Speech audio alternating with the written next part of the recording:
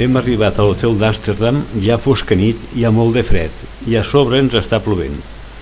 Esperem que demà el temps millori. Ara anirem a sopar i després ens retirarem a dormir per començar la jornada amb ganes.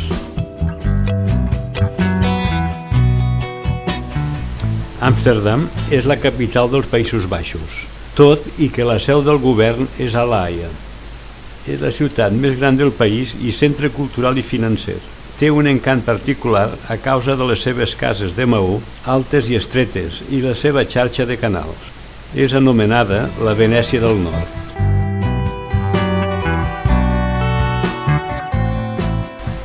Ens hem llevat amb boira i fred, encara que els pronòstics són de que al llarg del dia el temps escamparà. Després d'esmorzar anirem a fer la clàssica navegació pels canals i com que és la tercera vegada que visitem Amsterdam, nosaltres després anirem pel nostre compte.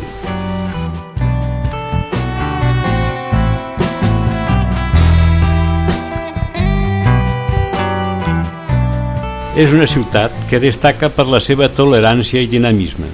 Com a qualsevol lloc dels Països Baixos, és possible adquirir bossetes de cànnabis en els coffee shop, locals legalment reconeguts per a la venda de drogues toves.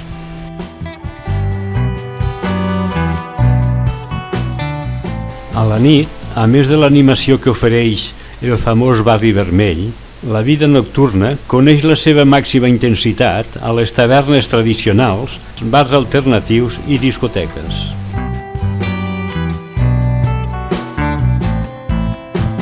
Com que anem aviat i tenim que esperar per embarcar, per fer temps entrarem a visitar aquest mercat de flors i plantes a tocar del canal.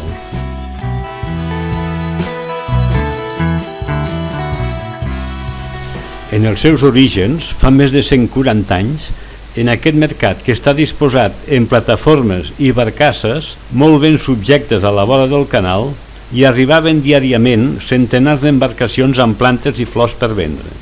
El gust dels holandesos per les flors és una cosa que mai no han perdut. El producte estrella per als turistes són els bulbs de tulipà, sens dubte un dels millors regals que podreu emportar-vos com a record d'un viatge a Holanda.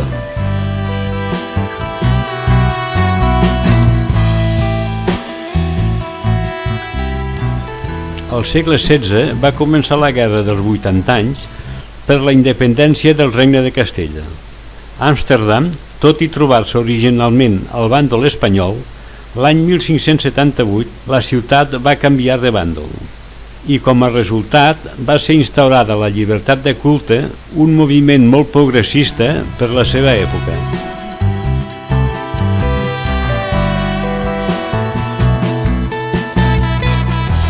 El conflicte religiós que es va estendre per tota Europa al segle XVI, a Holanda va ser molt gran. La ciutat es va posar al costat dels moviments reformadors catòlics com eren els calvinistes i luterans. A Europa, molta gent buscava refugi de les acusacions religioses i moltes famílies adinerades jueves d'Espanya i Portugal van buscar refugi a la ciutat holandesa. La gran manca d'habitatges moderns en el nucli antic ha multiplicat el nombre d'habitatges en barques i plataformes flotants a lo llarg i ample dels canals.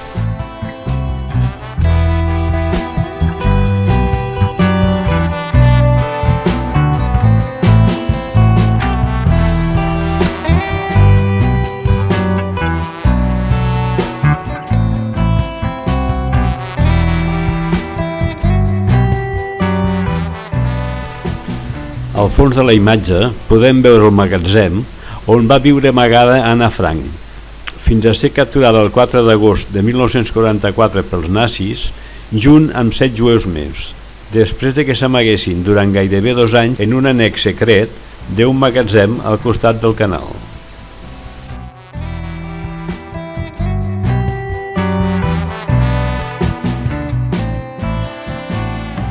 Un aspecte interessant és que la ciutat es troba sota el nivell del mar, però ha aconseguit mantenir-se a la superfície gràcies al seu sistema de canals i als pilons de fusta que en fonamenten les construccions.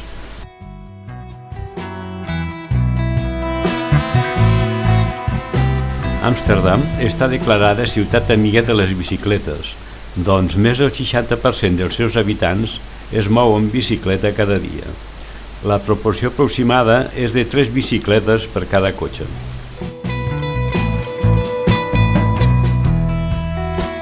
Es pot afirmar que és una de les ciutats europees més liberals, ja que Amsterdam i la resta dels Països Baixos va ser la primera a aprovar el matrimoni homosexual el 2001. Des de llavors, la ciutat ha estat una de les destinacions turístiques més populars entre la comunitat LGBT.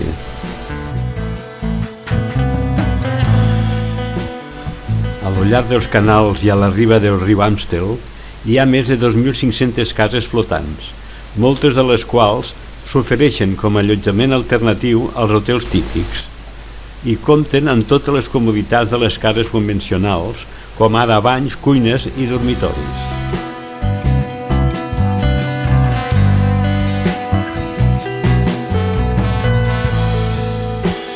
Quan passeges per aquesta ciutat, et preguntes per què hi ha tantes cases estretes i la resposta és que els impostos que havien de pagar al segle XVII els ciutadans es determinava en funció de l'amplada de la casa.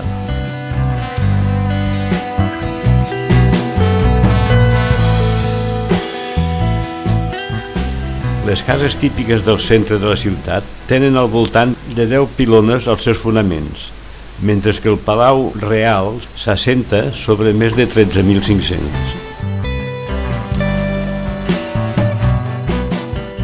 Entre els canals d'aquesta ciutat tan singular posem fi a la sortida d'avui. I demà continuarem, però això ja serà a Brussel·les.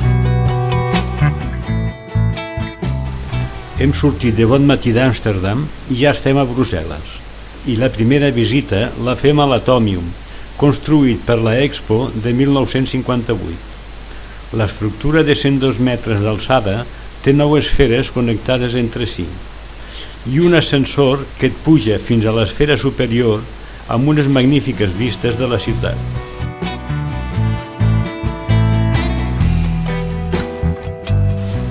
Vist l'Atomium, ara estem a les Galeries Reals de Sant Hubert, construïdes a mitjans del segle XIX amb estructura de ferro i sostre de vidre.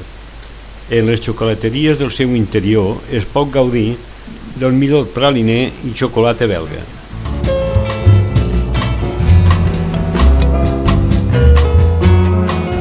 En aquestes galeries també està ubicat el Teatre Galeries, un dels teatres reals de Brussel·les, dedicat exclusivament a obres clàssiques i operetes.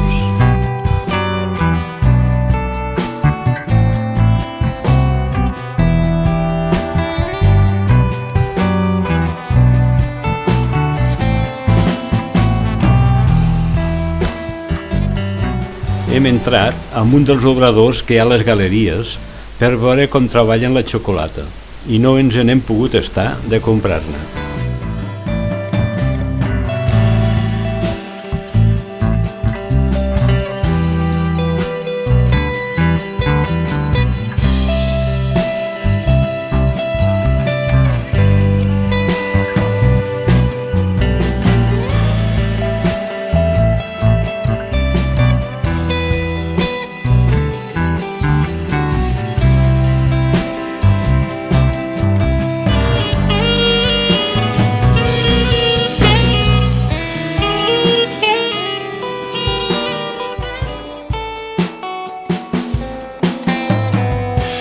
La catedral de Sant Miquel i Santa Gúdula data del segle IX, fet que la converteix en un dels edificis més antics de Brussel·les.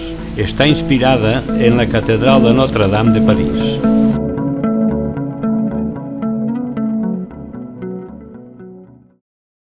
Hem anat a dinar i després l'autocar ens ha portat a fer una visita panoràmica per la ciutat.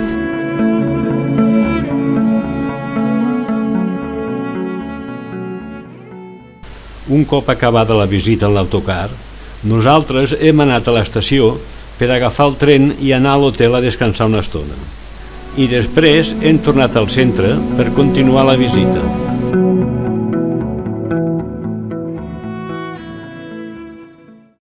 Bé, ja tornem a estar al centre de la ciutat i ja comença a fer-se fosc.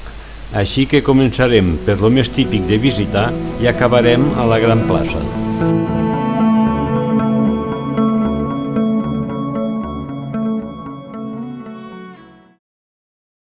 Tot passejant, ens hem trobat amb la Jannike Pis, que és una estàtua i font aproximadament de 50 centímetres, que és el femení del Manneken Pis.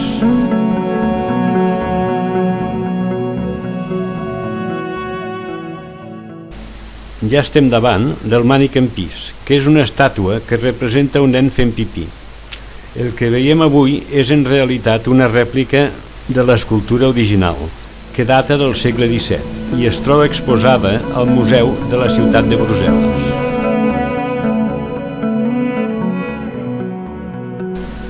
Estem entrant a la Gran Plaça, que és l'eix turístic de Brussel·les, i un lloc declarat Patrimoni de la Humanitat per la UNESCO.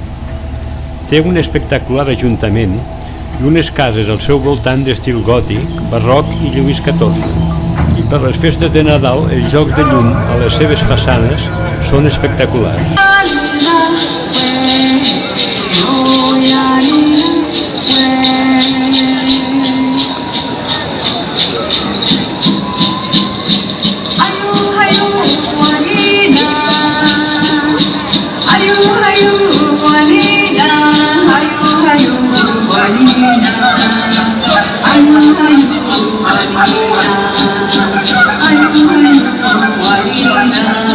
Aquí a la Gran Plaça posem fi al capítol 5 i últim de la nostra visita a Flandes i Països Baixos.